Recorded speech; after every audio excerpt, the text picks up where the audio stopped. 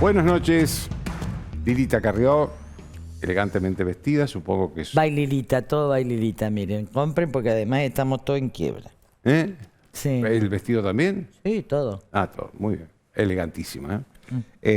Lo primero que quiero preguntar, Lilita, es una declaración, un reportaje que le hicieron el domingo a Sergio Massa, donde él dice que después de la elección va a haber un acuerdo entre el gobierno y la oposición, sea cual sea el resultado de la elección.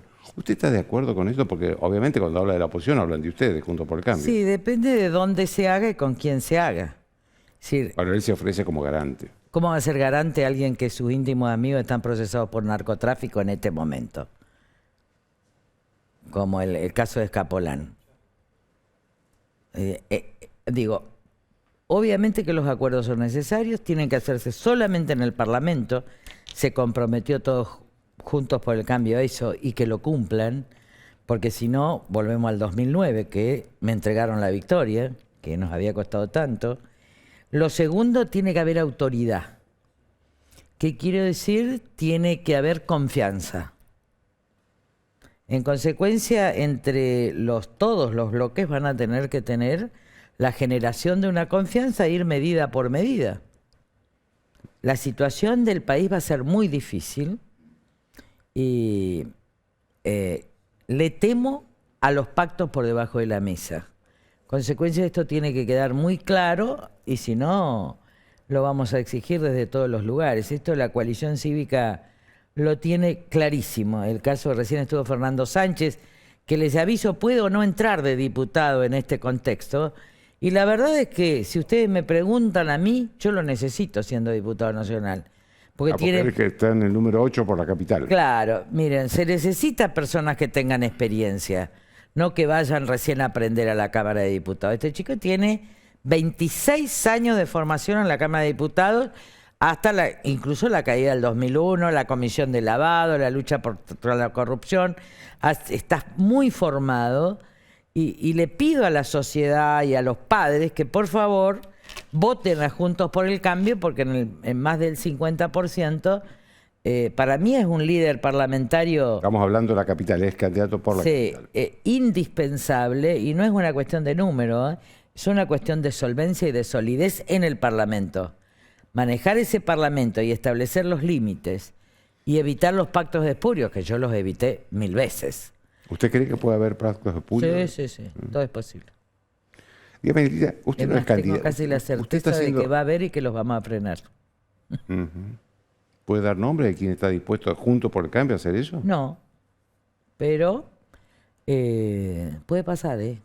Miren, yo estoy tengo una esperanza cierta en esta sociedad, pero tengo un reclamo sobre la cuestión moral muy fuerte hacia toda la política. Acá la base de la confianza es la moral, acá y en cualquier país del mundo. A ver, la base de la economía, como empezó con las letras, o sin firmar las letras, es mi palabra vale.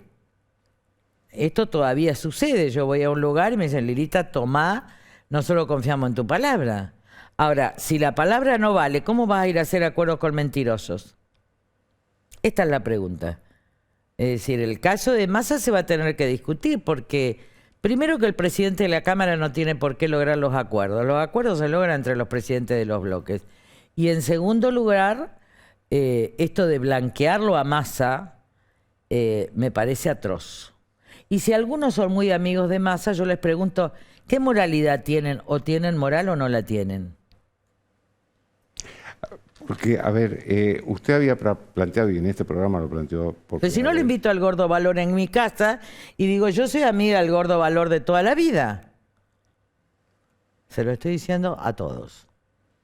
Ahora... ¿Usted no está de acuerdo con que algunos dirigentes de Juntos por el Cambio sean amigos de Massa? Yo lo que digo es que si hoy yo lo tuviera al Gordo Valor en mi casa y digo, lo defiendo porque somos amigos desde siempre, a mí que me iban a decir, vos sos tan delincuente como el Gordo Valor. Que le caiga el sayo a quien le caiga. A los que veranean con él, a los que almuerzan con él, a los que acuerdan con él, a quien sea. Yo lo que digo, hay una voluntad popular que se está expresando y va a ser masiva. ¿Está? Y que tiene que ser masiva para que sea pacífico lo que viene, que ya es muy violento en lo económico. Eso, déjeme que le haga una pregunta, porque usted en este momento no es candidata. No es candidata. Pero si fuera candidata, ¿estaría preocupada? Como diputada, ¿eh? Sí, como candidata a diputada, porque además el lugar más difícil en tiempos de crisis es justamente el Parlamento. Es fácil. A veces se habla de la gestión, ¿no? Entonces, pero es fácil. Si yo fuera ministro, sería altamente ejecutiva. Vos tenés una base piramidal, vos sabés derecho, vos sabés resolución, vos sabés ejecución, vos sabés cuáles son los empleados públicos y mandás. Ahora, guarda en un parlamento donde tenés que manejar un acuerdo, tenés que manejar una ley, tenés que saber redactarla y tenés que poner de acuerdo a 160 diputados. De todos mis trabajos en la justicia, de redactar sentencias, no como juez, pero sí como secretaria, de redactar dictámenes, como abogada, de hacer recursos, el trabajo más difícil es porque es manejar una asamblea. Entonces, yo a veces me río de los que digo, los cargos ejecutivos son muy importantes, pero guarda que ahí mueren todos los elefantes, ¿no? Porque la Cámara de Diputados es un agujero negro donde solo los que tienen solidez, solo los que saben conocer los límites. Yo he cambiado votaciones con una palabra, con una intervención. Entonces, si hoy fuera yo diputada de la capital, por la capital, encabezando, o en la provincia de Buenos Aires, ¿no? Que yo me quería morir, fue cuando me paralicé si tenía que ir, diría, no solo estaría preocupada, estaría preparándome. Es decir, igual estoy preparándome. 2 años muy difíciles. Sí. Muy difíciles. Sí, miren, para que todos entendamos, hoy están bajando el déficit fiscal a costa de lo único que no se podría bajar. Los jubilados. Los jubilados. La licuación de los saberes de los jubilados es una cosa de una injusticia absoluta. Hoy comprar la receta con los descuentos te sale, en el caso personal que tengo la cobertura mayor, me sale exactamente lo que gana un jubilado con la mínima. O sea que ni siquiera podés comprar la parte de los remedios que son esenciales para tu vida. Entonces, me parece que, esto decía Amartya Sen, la primera cuestión moral de una nación, la primera, es no aumentar las injusticias absolutas. Por eso es que la cláusula que en su momento nosotros articulamos, que era indexación, era la cláusula indexada en los haberes mínimos, que la cambió este gobierno, aún con todas las críticas que casi nos mataron, solucionaba que hoy esté parejo con la canasta alimentaria al menos y farmacéutica. Alineen con la canasta alimentaria que está en el 80%, alineen con la canasta de alimentos y vamos a ver si pueden comer. Creo que esta es la discusión de hoy. Creo que se ha solucionado algo que nosotros veníamos peleando por mucho tiempo. Cuando yo presenté el proyecto de ingreso ciudadano era compatible con todo trabajo. Ahí también tiene la responsabilidad, ¿saben quién? Cáritas, y tiene responsabilidad no Cáritas como la gente que está ayudando, sino el que fue presidente del episcopado, que era obispo de San Isidro, Casareto, porque ellos, cuando ganamos en el 2009 y vamos al ingreso ciudadano para todos, Casareto acordó con Alicia Kirchner que fuera parte del plan familia y que fuera incompatible con el trabajo. Yo recuerdo estar en el episcopado y decir así, lo único que vas a obtener, perdón, se lo dije porque además una conversación donde había muchos radicales y todo el mundo temblaba. Yo le dije, así usted lo que está construyendo pobres, igual que hizo con el plan de trabajar con Duhalde, lo convence a la sociedad que es universal y no es universal. Me acuerdo que había una mujer maravillosa de Justicia y Paz que me dijo, ay Lilita, yo te voté. No me voten más, le dije. Porque si las ayudas sociales no son compatibles con el trabajo, terminamos en esta esclavitud de la miseria de los punteros donde estamos. Hasta hoy. Y del manejo de los punteros. Esto se negoció en el 2009.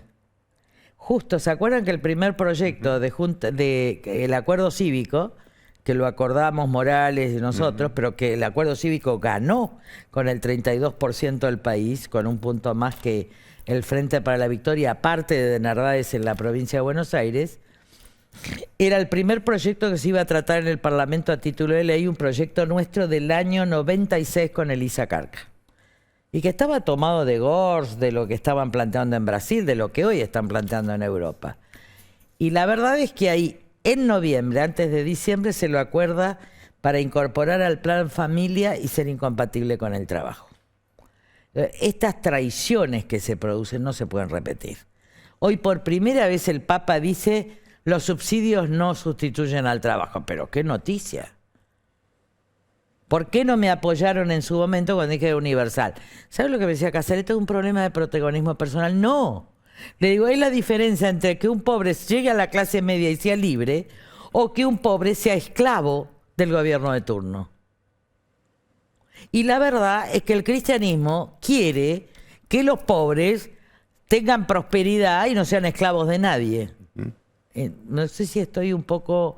Lo digo porque recuerdo esa reunión que cambió y lo mismo hicieron con el plan Trabajar en el 2002. Ahora, déjeme famoso diálogo argentino. Volver aquí. Casareto me va a querer matar, pero no importa, porque ya está acostumbrado a que lo Es una buena persona, Casareto. No sé si es buena persona. Lo cierto es que los planes, es amigo de muchos amigos míos, lo cierto es que todo el mundo puede atestiguar la reunión donde yo le dije, mire, usted va a construir la esclavitud de los pobres. Y me dijo, es Lilita, es un problema de protagonismo. No, es la diferencia en que un pobre vaya a la clase media baja y que un pobre sea usado por los punteros políticos. Y el tiempo histórico me dio la razón.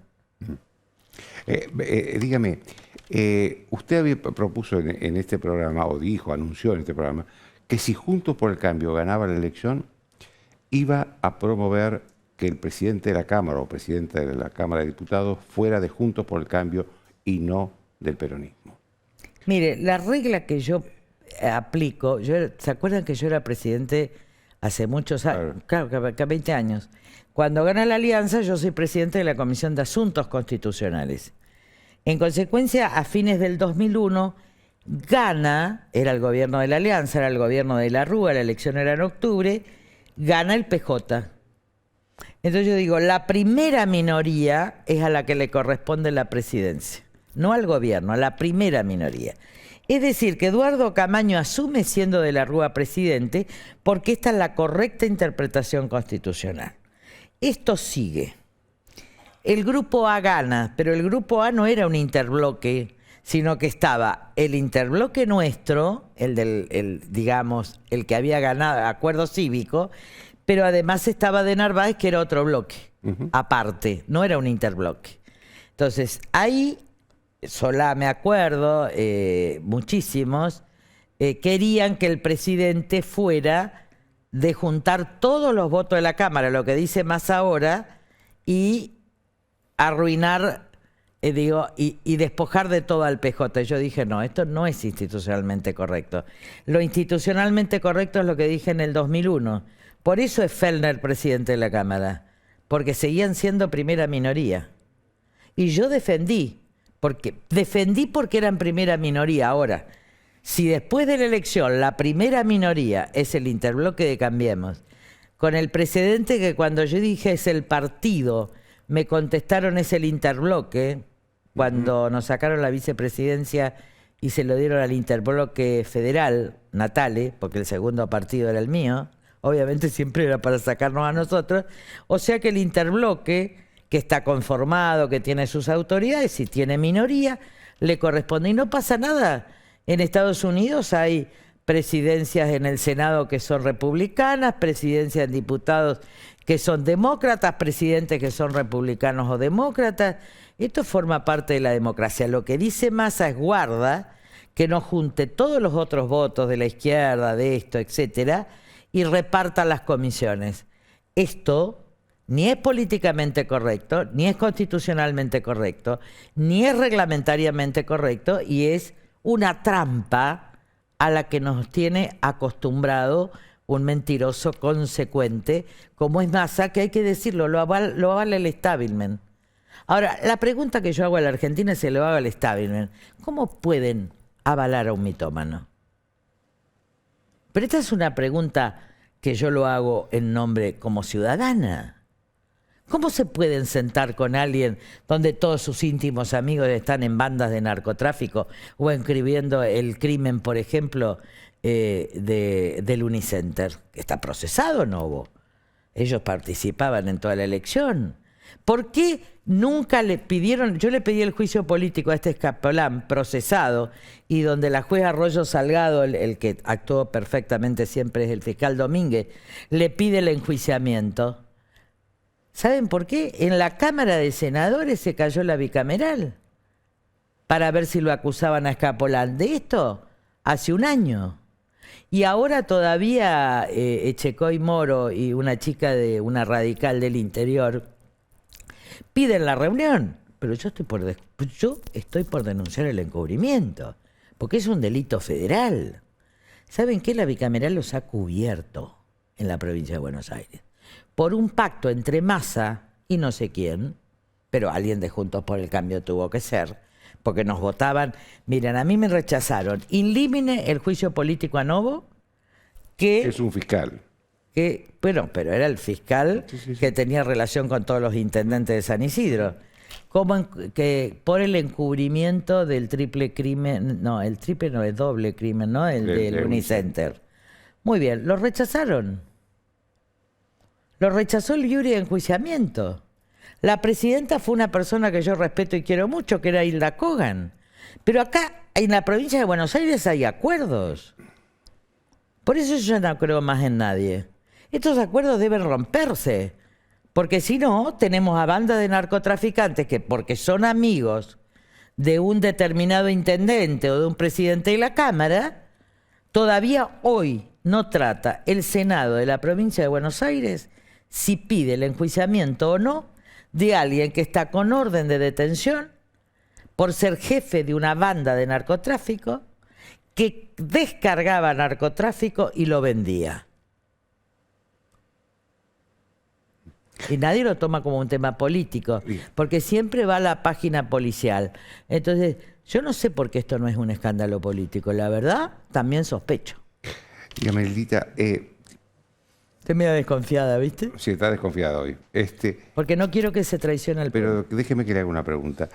Usted ve 2 años difíciles. En esos 2 años difíciles, que supongo que habla por la situación económica, pero incluye también la posibilidad de una embestida de la vicepresidenta contra el presidente, es decir, para sacarlo de la presidencia. Todo es posible. Va a ser 2 años muy difíciles en lo económico, pero muy difíciles, uno lo ve, el que ha vivido la Argentina, te lo dicen los economistas y uno lo percibe. Uno vivió el Rodrigazo, a nosotros no nos puede contar el Rodrigazo. Y sabemos que está vaciada la caja del ANSES y que están agotados los giros al gobierno nacional y que la soja no se liquida hasta marzo. Es decir, incluso la gente más humilde sabe que hoy le dan 10.000 pesos y no puede comer un asado con su familia el Día de la Madre. A ver, te doy 10.000 pesos, me acaba de decir, me contó ayer un mozo acá, que a la hija le ofrecieron 30.000 pesos para venir a un acto. Y que el padre le dijo, te mato si vas. 30.000 pesos para venir a un acto. Ahora, la chica se quiere comprar una remera, ya empiezan a torcer la dignidad, y resulta que entre lo que compra y lo que se sienta a comer se agotó los 30.000 pesos. Entonces, ¿y esto qué? Este regalo de plata genera una inflación, es lo igual que el congelamiento. Feletti, ¿qué quiere? Congelar, que es lo que hizo Helber. ¿Y cómo terminó? Con medio país empobrecido.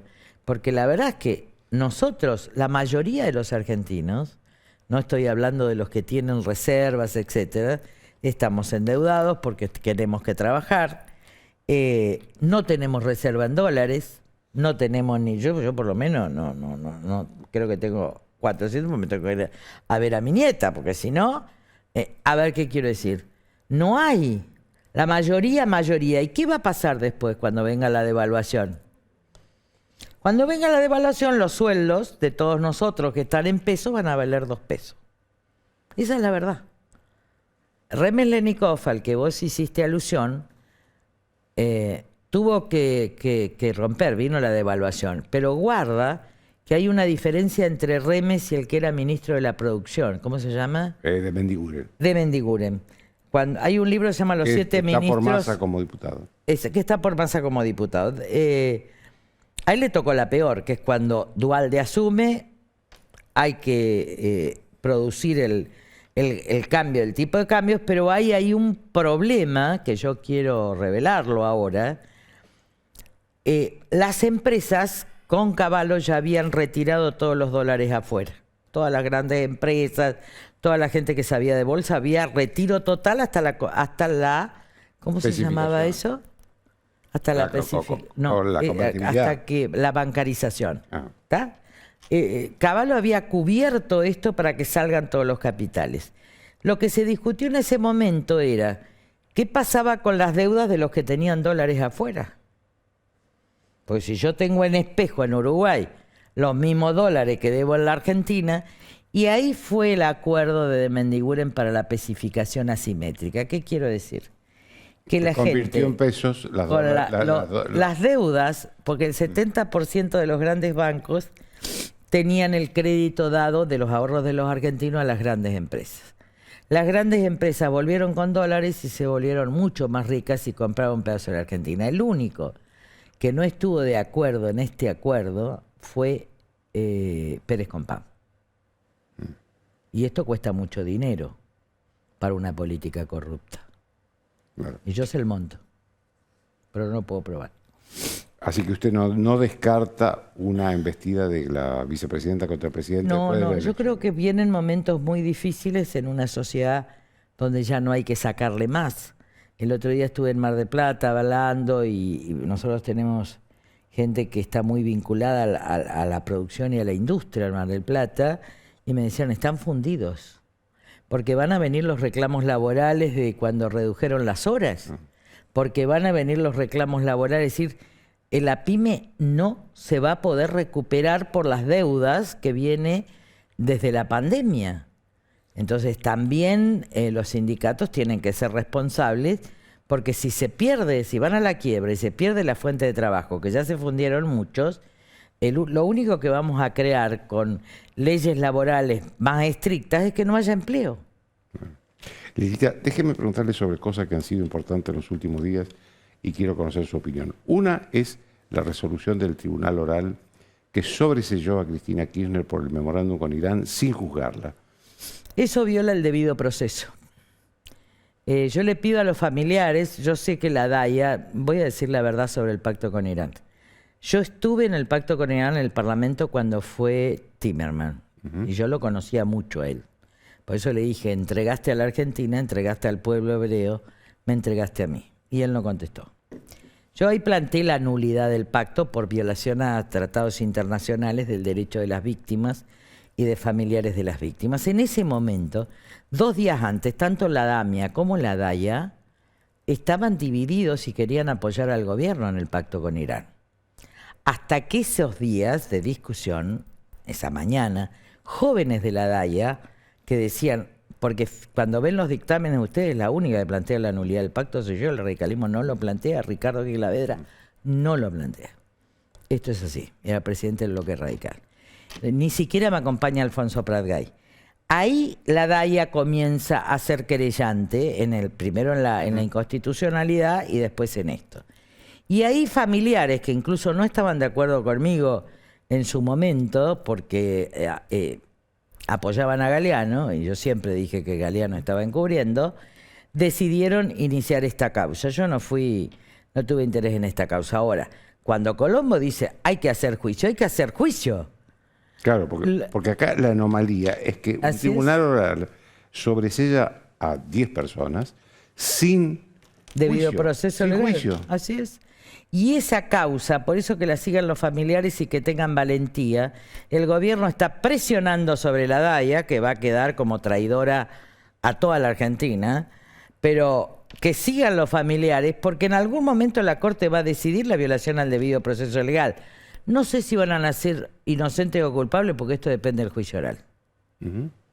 Pero lo que sí sé es que se han violado todas las normas del debido proceso legal y que los integrantes de la casación, donde está Figueroa, son kirchneristas totales. Así que esto lo va a resolver la Corte. El otro tema es... Pero perseveren, miren que yo perseveré años y los vi presos a muchos y van a ser condenados muchos. Es el tema de Aníbal Fernández y Nick, que se sumó hoy contra Clarín, contra Sergio Rubín, contra La Nación, porque no sé qué cosa. ¿Cuán grave es para usted esto? Mire, yo lo viví y gracias a usted, a vos, porque ya nos conocemos de tantos años, 30, van a ser el año que viene, cuando yo fui a un primer programa con Magdalena, la verdad que yo lo viví en mi propia familia, es decir, te pusieron la bala, te quiero mamo contra tu familia y fueron. Y yo te agradezco que es la primera vez que nombren que yo fui injuriada durante 20 años con calumnias absolutas a mí, a mi familia, etcétera. O sea que van por más, ¿eh? No es que es un dicho de Aníbal Fernández, es que Aníbal Fernández, a mí casi me secuestran un hijo. Elisa Carca y yo en el tema, me acuerdo del año 96, con el tema del crimen de Armentano, nos tuvimos que tirar me acuerdo, en el Hotel República, y yo la tiré porque nos estaban secuestrando, a Elisa Carca y a mí. Nunca quise ser víctima, pero me parece que lo de Nick tiene un doble carácter. Primero, todo mi respaldo a Nick. Segundo, identificar un colegio judío en un momento, en un país que tuvo todos los atentados, mientras se asesina a Nisman, mientras se declara que es inocente Cristina del pacto con Irán, es como no solo son los hijos de él, le está diciendo a una comunidad tengan cuidado. Es aberrante, por eso hicimos el juicio político y algunos dicen no tienen la mayoría, el año que viene tenemos mayoría, hay que mantenerlo. El año que viene va a haber mayoría, es cuando yo inicié el juicio político a la Corte, que me lo rechazaron varias veces, pero yo tenía varias causas que no las ponía, empecé en el año 96 y tardó, pero en el año 2002 fueron destituidos, en el año 2003. Y fue el día del legislador arrepentido. Así que yo creo que Aníbal Fernández es un deber la destitución. En cualquier lugar del mundo, ya no la renuncia. Yo creo nosotros vamos a hacer la denuncia penal y la destitución, porque esa amenaza en él de un mafioso es cierta, porque yo la viví en carne propia. Viví la humillación, viví las operaciones terribles, las denuncias penales, 45. Son mafiosos en serio. En consecuencia de lo que dice Nick, y esto que habla de un hombre que tiene directa vinculación con el Papa, porque usted puede decir cualquier cosa de Rubín, menos que no tiene contacto con el Papa, es otra aberración, es diciendo, sabiendo además que el Papa, si alguien odia a la Argentina, no se puede odiar al enemigo, pero si alguien tiene claro su relación con la droga es Francisco. Y miren que yo tengo mis discusiones con Francisco, pero en el fondo está volviendo a la buena línea, ¿no? Se dio cuenta que lo importante es el trabajo, se dio cuenta que hay muchos dirigentes del PJ que son mafiosos, se dio cuenta de muchas cosas que me decía que él las tenía claras. Me lo decía hace 15 años cuando le decía usted va a ser papa. Yo no sé por qué cambió de opinión allá y se sacó la foto con tantos mafiosos, pero bueno, lo importante es un pastor, y los pastores se equivocan y se pueden corregir. Lilita, otra... Es muy dura, muy cómica hoy. Pero es un buen reportaje pues estoy diciendo, estoy a verdad. No, pero otra cosa que a mí me sorprendió en estos últimos días es que hubo un 17 de octubre con 3 actos. El sábado Cristina con la Cámpora, los kirchneristas el domingo y hoy la secretaria. El presidente no fue a ninguno. Y lo criticaron feo en los actos kirchneristas. ¿Y por qué está en la interna para cobrarle la derrota? Ahora, ¿quién va a tomar el poder? ¿Mansur? ¿Qué opina de Mansur? Porque, a ver... No, Mansur... No, porque este señor Mansur, la información que yo tengo es que está repartiendo mucha plata a intendentes, sobre todo de la provincia de Buenos Aires, para que traten de revertir la elección. Es viejo PJ. Él empezó con OTAC. Es mentira que empezó en La Matanza. En Merlo, entonces. Él empezó con notas en Merlo, que era el peor intendente de las prácticas más mafiosas que tenía el conurbano hace 20 años. Después va la matanza con Balestrini, que es otro tipo de persona, ¿eh? Yo lo tuve presidente en la Cámara, yo tuve estima por Balestrini y él por mí, la verdad es que yo... Después, él vía Ginés González García, porque era el grupo de Duhalde y Ginés González García, que son los que manejan el tema medicamentos, etcétera, detrás está todo él, lo manda a Tucumán con Alperovich, que era un radical devenido PJ, porque él era tucumano de origen. Y después lo traen para la efedrina, o sea, y Goyán en el segundo. Y la mujer, creo, de Mansur o de Goyán, no sé, era de Almata, o sea... Esto estaba marcado exactamente en los peores años de la efedrina, lo dijiste vos, pero también en efedrina que, por ejemplo, en miles de kilos, o no sé cómo será eso, porque no puedo medir, iban al Paraguay. Y entonces una empresa de Sigman, estaba parada en Ezeiza, dijo, esto era para generar medicamentos en el Paraguay, pero si Paraguay no fabrica medicamentos. Y sin embargo, tapan. La justicia tapa. Los que atentaron contra mí, tapan. Hasta yo tengo una causa en reserva, donde digo todos los actores y donde parte de la CIDE tiene relación con todos los gobiernos. Esto va a ser después de la elección, pero yo voy a señalar a todos los actores políticos con sus vinculaciones de la CIDE, sean o no del partido que sean, pero la CIDE tiene que dejar de jugar. Porque parece que a algunos políticos les encanta estar controlando la CIDE y te hacen operaciones para hacerle operaciones y después cambian de bando, pero después terminan asesinando a un fiscal. ¿Cómo sabía Pocino a las 7 de la mañana que Nisman había muerto si nadie entró al departamento? Esa es la causa. Era un funcionario de la CIDE, Pocino, aclaremos. Pero Pocino y el íntimo amigo de Milani. Por eso me acaba de querellar Milani, pero ya va a juicio por enriquecimiento ilícito. Así que la verdad es que uno sigue, yo no voy a parar con esta lucha, no me importa si me meten preso o no. Ahora, la verdad nos hará libres y en segundo lugar, la cuestión moral nos hará confiables.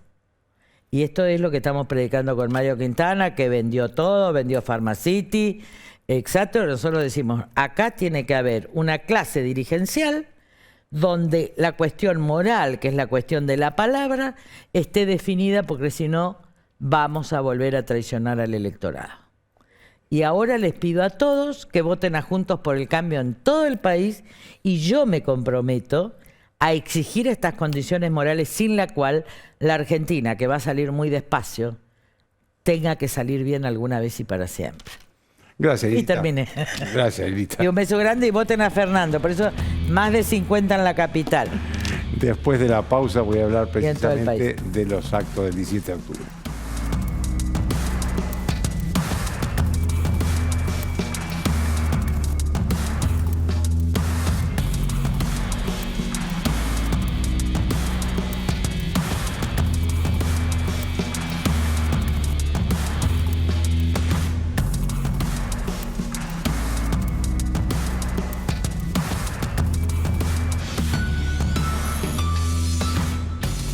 Bien, hubo 3 actos por el 17 de octubre. El sábado, Cristina Kirchner con la Juventud Camporista. El domingo, el cristinismo, el kirchnerismo más duro en la Plaza de Mayo. Y hoy la CGT. A ninguno de los 3 actos fue el presidente de la Nación. Por primera vez, un presidente peronista no asiste a un acto del 17 de octubre, cuando hubo en este caso 3 actos. A mí me interesó un poco, o me interesó más que los otros, lo que Cristina Kirchner dijo el sábado ante la Juventud Camporista, porque ella es una persona muy poderosa en este país, muy poderosa en este país. Es la vicepresidenta, pero además es prácticamente la jefa de toda la coalición que gobierna. Y habló de economía en un país con una situación muy grave económicamente, en una crisis económica grave. Habló mal del Fondo Monetario Internacional, donde está el ministro de Economía, Martín Guzmán, está en Washington tratando de arreglar un acuerdo con el Fondo Monetario. Dijo inexactitudes dijo mentiras. Dijo, por ejemplo, que Perón nunca había querido hacer un acuerdo con el Fondo Monetario Internacional. Hablando del Perón histórico, ¿no? Del primer Perón, del 46. El Fondo Monetario se crea como institución en 1945. Perón asume en 1946. Cuando se crea el Fondo Monetario Internacional están solo 28 países. Hoy hay más de 180 países en el Fondo Monetario. La Argentina se incorpora al fondo en 1956, Perón ya se había ido. Es decir, que cuando Perón asume la presidencia, el fondo no es esta organización poderosa e influyente que conocemos hoy. Era un bebé recién nacido, en pañales, que le estaban dando forma. Es decir, está hablando de una inexistencia. Cuando Perón, en la primera y segunda presidencia, estaba en el gobierno, en el poder, el fondo no existía como lo conocemos hoy. Entonces no sabemos qué hubiera hecho Perón con un fondo como está hoy. Es la manipulación de la información. También dijo que su esposo, Néstor Kirchner, le había pagado todo al fondo 2 años después de asumir porque no quería saber más nada con el fondo. Esto es cierto. Es cierto también que antes firmó un acuerdo con el fondo.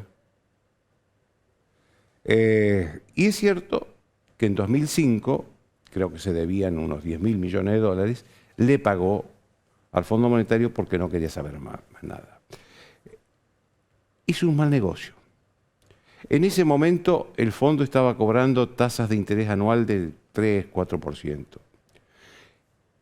Un año después, 2 años después, Néstor Kirchner terminó pidiéndole plata a Hugo Chávez en Venezuela, que le sobraban en ese momento los dólares, y Hugo Chávez le cobró el 15% de interés por el préstamo que le daba. Es decir, que le cerró la puerta a créditos del 3-4% y pagó tasas del 15% a Hugo Chávez.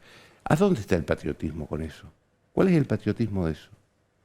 Ahora, claro, lo que Kirchner quería era que nadie controlara su manejo de la economía. El Fondo Monetario le iba a preguntar y el acuerdo necesita saber a qué economía se llega para poder pagar esos préstamos. Hugo Chávez no le preguntaba nada. Ahora, así aparecieron los Guillermo Moreno, la intervención del INDEC para que todos los argentinos creyésemos que estábamos en un paraíso.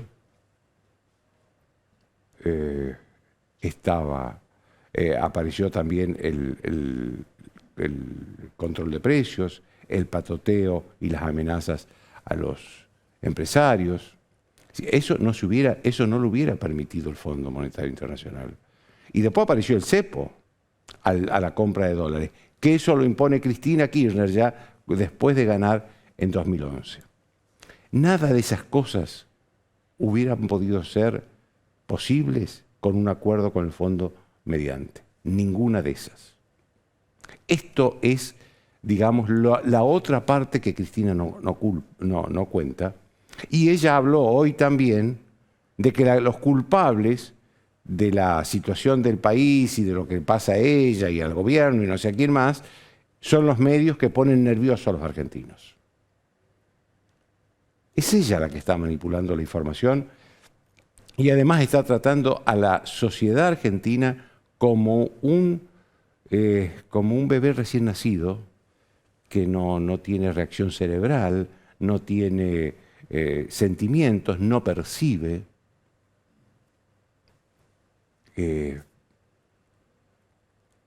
La sociedad no necesita que los medios le digan lo que está pasando. La inflación la conoce la sociedad más que los medios cuando va al supermercado. Que hay autoritarismo lo conocen porque el señor Aníbal Fernández dice lo que dice en público, no porque los medios le cuentan lo que dice en privado Aníbal Fernández. En este contexto de tantos errores de la presidenta, de la vicepresidenta, expresidenta, el presidente no va. No va y en el acto del domingo, que fue el acto del kirchnerismo duro, fue el más agresivo contra el presidente, porque ahí se lo criticó, se lo trató prácticamente de traidor, que quería arreglar con el fondo, que no debía arreglar con el fondo, que se juntaba con empresarios, que no debía juntarse con empresarios. Y ahí tomó la voz Eve de Bonafini. Luego Bonafini tiene la historia que tiene hijos desaparecidos, tuvo una posición dura contra el régimen militar, todo muy bien. Pero, ¿qué autoridad moral tiene hoy para estar por encima de la autoridad de un gobierno elegido por la sociedad? Esto es lo que no entiendo. El señor Amado Boudou, que debería estar preso ahora, no está preso por la laxitud de la justicia argentina, dando indicaciones de qué es lo que tiene que hacer el gobierno ahí. Y encima en ese acto se hizo lo peor de todo, que es ultrajar la memoria de los muertos por el COVID. Que hoy hay que reconocer, la CGT hizo una reparación y les rindió un homenaje a los muertos por el COVID, donde los muertos por el COVID son peronistas, antiperonistas, de izquierda, de derecha, pero son muertos. Hay más de 115.000 muertos con su familia, sus padres, hijos, madres, hermanos, que están todavía sufriendo esas muertes y la ultrajaron porque vincularon a ese homenaje que se hizo ahí con un acto de la oposición. Llegaron a ese nivel de miserabilidad. Después de la pausa, Carolina Moroso y el caso del gobierno argentino defendiendo a Jonas Walla.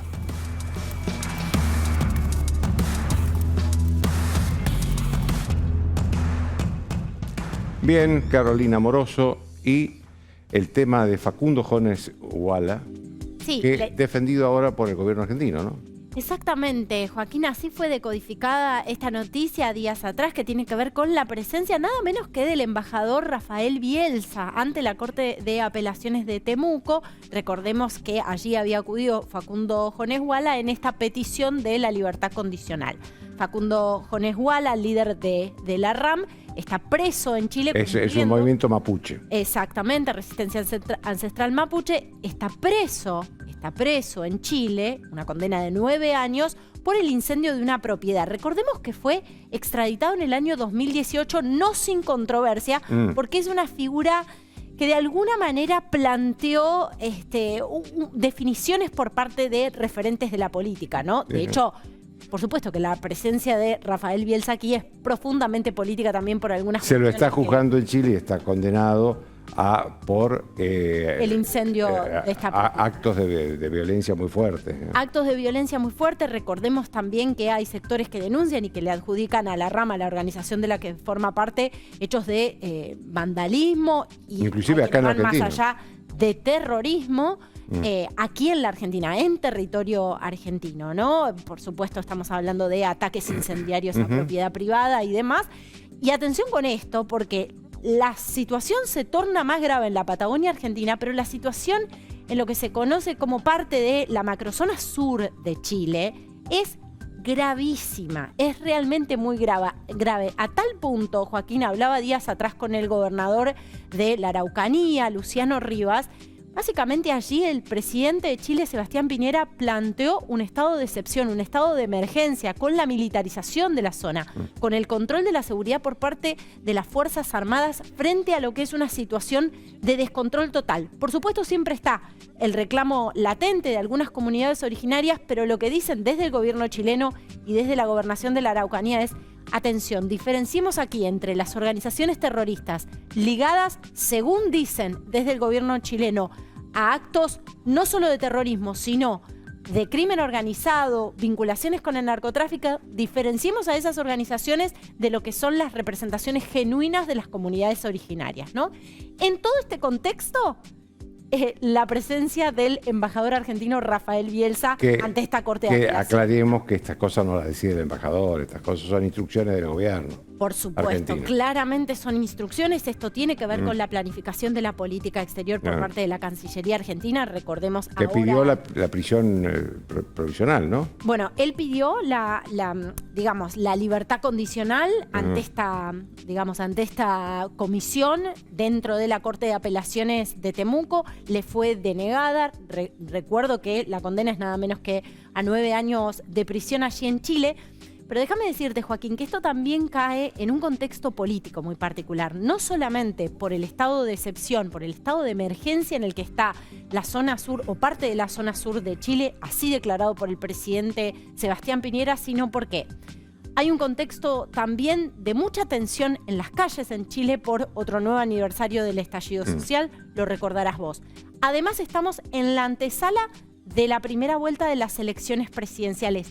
También un escenario Se van a celebrar unas semanas polarizado. después de las elecciones argentinas, el 21 de noviembre. Exactamente, 21 de noviembre. Bueno, como vos decías, como esto es una decisión del Estado argentino, hubo pedidos de explicación. Uno de ellos fue el de Waldo Wolf, el diputado de Juntos por el Cambio, que dijo: cuánta vergüenza, vamos a citar a la Cámara de Diputados al canciller Santiago Cafiero para que dé explicaciones. Tal vez ahora venga. Otra de las declaraciones tiene que ver con alguien que conoce mucho el territorio de la Patagonia. Fue gobernador de Río Negro. Fue gobernador de Río Negro. Senador actualmente. Exactamente, un hombre con mucho poder, además, en esa provincia. Lamentable repudio el pedido del embajador de Chile por la liberación de uno de los líderes de la RAM, Jones Wala, que ejecuta actos terroristas, no reconoce el Estado argentino, nuestra bandera, la Constitución, las leyes y menos el orden institucional argentino. El propio Marcelo Tinelli también se manifestó respecto Tiene casa, creo, de esta noticia. Por supuesto, uno conversa con gente que vive no solamente en Río Negro, hay mucha preocupación también en Neuquén, en Chubut, por lo que está sucediendo con algunos de estos grupos. No puedo creer que este gobierno defenda a este violento que incendiaba oficinas públicas, que usurpaba propiedades privadas. En realidad todo lo que dicen después no lo cumplen, así que no tengo que tener más expectativas. Y fíjate vos lo que observaba, porque en la diplomacia también esto cayó muy mal. El ex embajador en Israel, Mariano Causino, resulta indignante ver cómo nuestro embajador en Chile actúa como abogado defensor de un individuo que niega el Estado argentino, desconoce las instituciones y promueve la disolución territorial de nuestro país a través de acciones delictivas contra el Estado y la propiedad privada, ¿no? Un nuevo capítulo de una política exterior que tensa la relación con aliados históricos, ¿no? Bueno, en este caso con el gobierno de Chile. Ya te decía, hablaba con una autoridad de la Araucanía y lo que él decía es, frente a esto que es un conflicto tan complejo y de tanto a veces control territorial por parte de estos grupos, sería importante la coordinación y el diálogo. Bueno, esto parece estar muy lejos de suceder. Mientras tanto, déjame decirte que desde el gobierno pedimos la justificación o cuál es la mirada que tienen desde el gobierno frente a la presencia del embajador Rafael Bielsa ante esta Corte de Apelaciones, y lo que dicen es que es perfectamente normal o de rutina que se le brinde asistencia consular a alguien que está privado. Estamos hablando de cónsul, no de embajador. Por supuesto, y un embajador con tanto peso político como el propio Rafael Bielsa. Pero bueno, cumplo en dar la explicación que dieron oficialmente desde la Cancillería. Gracias, Caro. Nos vemos el lunes. A vos. Chao, hasta el lunes.